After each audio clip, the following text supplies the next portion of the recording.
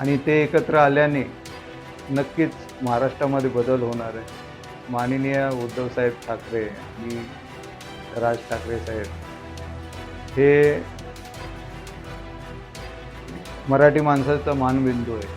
दोन्ही दोघे भाऊ एकत्र आल्याने खूप मोठा बदल या महाराष्ट्रात होणार आहे आणि महानगरपालिकेमध्ये माननीय उद्धवसाहेब ठाकरे आणि राज ठाकरे साहेब हे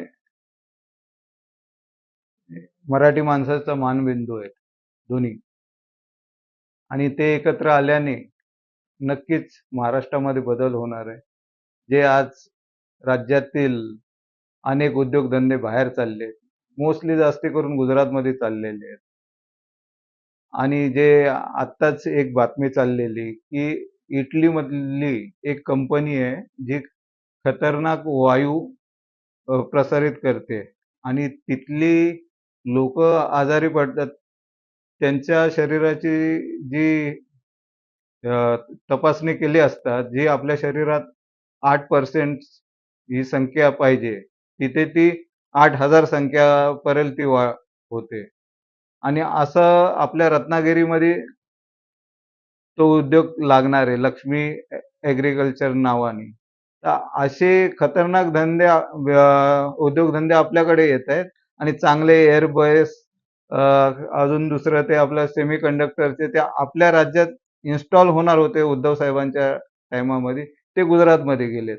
म्हणजे मराठी माणसाची पिळवणूक किती चालली आहे ती ह्यातून दिसून येते.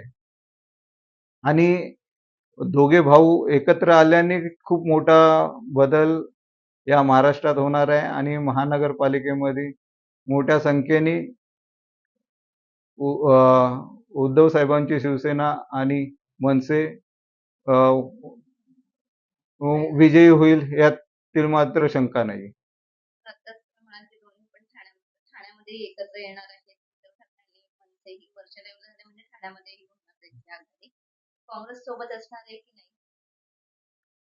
काँग्रेस आता त्यांचं ते वरिष्ठ पातळीवरच सांगू शकतील. पण जर काँग्रेस पण आली तर आमची संख्या खूपच चांगली आणि चांगली लढतमध्ये आम्ही जिंकू. आज महत्त्वाची गरज आहे की BJP सारखं खोटं हिंदुत्ववादीला बाहेर म्हणजे ठेवण्यासाठी जेवढ्या शक्ती आमच्या बरोबर येतील तेवढ्या चांगलंच असणार आहे. मग ते काँग्रेस असो, वामपंथी असो.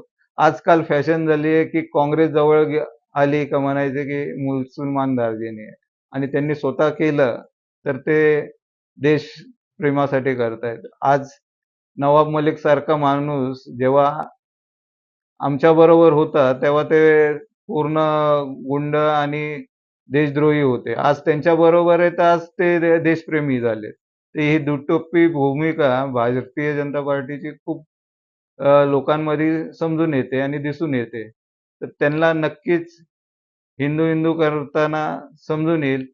लोकांना समजलेलं आहे की हे फक्त बोलतायत हिंदू, पण हिंदूंलाच मारक यांच्या विचार असतात.